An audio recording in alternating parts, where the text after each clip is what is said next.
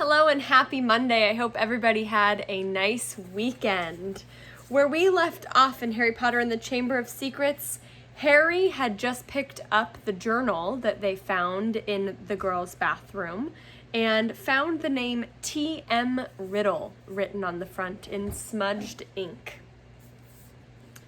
"Hang on," said Ron, who had approached cautiously and was looking over Harry's shoulder. "I know that name. T.M. Riddle. He got an award for special services to the school 50 years ago." "How on earth do you know that?" said Harry in amazement. "Because Filch made me polish his shield about 50 times in detention," said Ron resentfully. That was the one I burped slugs all over. If you'd wiped slime off a name for an hour, you would remember it too." Harry peeled the wet pages apart. They were completely blank. There wasn't the faintest trace of writing on any of them. Not even Auntie Mabel's birthday or dentist at 3:30. "He never wrote in it," said Harry, disappointed. "I wonder why someone wanted to flush it away," said Ron curiously. Harry turned to the back cover of the book and saw the printed name of a newsagent in Vauxhall Road, London, or Vauxhall. Vauxhall Road, London. "He must have been Muggle-born," said Harry thoughtfully, "to have bought a diary from Vauxhall Road." "Well, it's not much use to you," said Ron. He dropped his voice. 50 points if you can get it through Myrtle's nose." Harry, however, pocketed it, meaning he kept it. Hermione left the hospital wing de-whiskered, tailless, and fur-free at the beginning of February. On her first evening back in Gryffindor Tower, Harry showed her T.M. Riddle's diary and told her the story of how they had found it. "Oh, it might have hidden powers," said Hermione enthusiastically, taking the diary and looking at it closely. "If it has, it's hiding them very well," said Ron. "Maybe it's shy." "I don't know. Why don't you chuck it, Harry?" "I wish I knew why someone did try to chuck it," said Harry. "I wouldn't mind knowing how Riddle got an award for special services to Hogwarts either." "Could have been anything," said Ron. "Maybe he got 30 OWLs or saved a teacher from a giant squid. Maybe he murdered Myrtle. That would have done everyone a favor."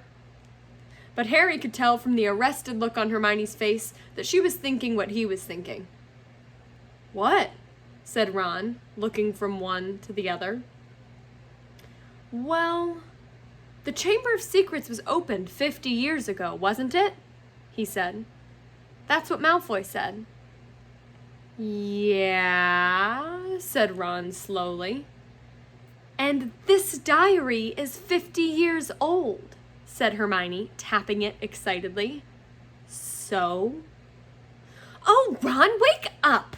snapped Hermione. "We know the person who opened the chamber last time was expelled 50 years ago. We know T.M. Riddle got an award for special services to the school 50 years ago. Well, what if Riddle got his special award for catching the heir of Slytherin? His diary would probably tell us everything, where the chamber is and how to open it and what sort of creature lives in it. The person who's behind the attacks this time wouldn't want that lying around, would they?" "That's a brilliant theory, Hermione," said Ron, "with just one tiny little flaw. There's nothing written in this diary." But Hermione was pulling her wand out of her bag. Oh man, no pictures. "It might be invisible ink," she whispered. She tapped the diary 3 times and said, "Aperseum." Nothing happened. Undaunted, Hermione shoved her hand back into her bag and pulled out what appeared to be a bright red eraser. "It's a revealer. I got it in Diagon Alley," she said. She rubbed hard on January the 1st. Nothing happened. "I'm telling you, there's nothing to find there," said Ron. "Riddle just got a diary for Christmas and couldn't be bothered filling it in." Harry couldn't explain even to himself why he didn't just throw Riddle's diary away.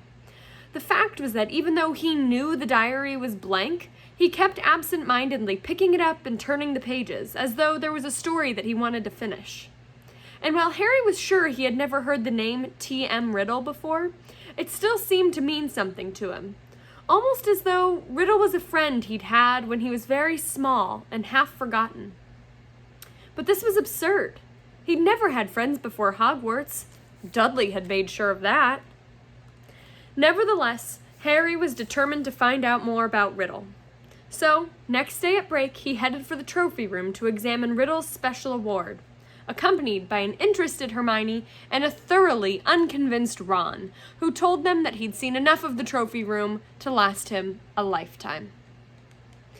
Riddle's burnished gold shield was tucked in a corner cabinet. It didn't carry details of why it had been given to him. "Good thing, too, or it'd have been even bigger and I'd still be polishing it," said Ron. However, they did find Riddle's name on an old medal for magical merit and on a list of old head boys. "He sounds like Percy," said Ron, wrinkling his nose in disgust. "Prefect, head boy, probably the top of every class." "You say that like it's a bad thing," said Hermione in a slightly hurt voice. The sun had now begun to shine weakly on Hogwarts again. Inside the castle, the mood had grown more hopeful. There had been no more attacks since those on Justin and Nearly Headless Nick, and Madame Pomfrey was pleased to report that the mandrakes were becoming moody and secretive, meaning that they were fast leaving childhood. "The moment their acne clears up, they'll be ready for repotting again," Harry heard her telling Filch kindly one afternoon. "And after that, it won't be long until we're cutting them up and stewing them. You'll have Mrs. Norris back in no time."